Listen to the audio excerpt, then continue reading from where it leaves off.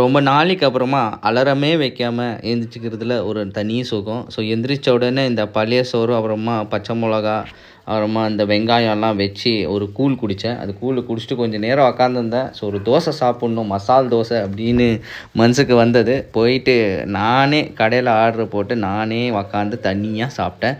யாரையும் கூட்டின்னு போகல. ஸோ இது வெறும் பிரேக்ஃபாஸ்ட் தான். அப்புறமா ஒரு காஃபியை போட்டு வீட்டுக்கு வந்துட்டு நிறைய வேலை இருந்தது.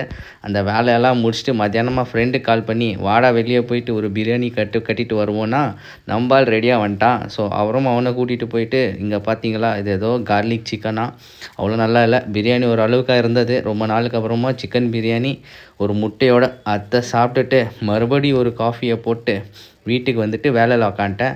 இன்றைக்கி ஜிம்முக்கு வந்துட்டு ஸ்கிப் பண்ணிட்டேன் கைஸ். கொஞ்சம் ரெஸ்ட் எடுக்கலான்ட்டு நல்லா சாப்பிட்டு உண்ட மயக்கத்தில் தூங்கிட்டேன். அப்புறமா ஏஞ்சி மறுபடியும் போயிட்டு வாக்கிங்கில் ஒரு காஃபியை குடிச்சிட்டு இன்றைக்கி வீட்டுக்கு வந்து மெடிடேஷன் பண்ணிட்டு நாளை அமோகமாக முடிச்சாச்சு. நாளைக்கு இன்னொரு சீட் மீலில் சந்திக்கலாம்.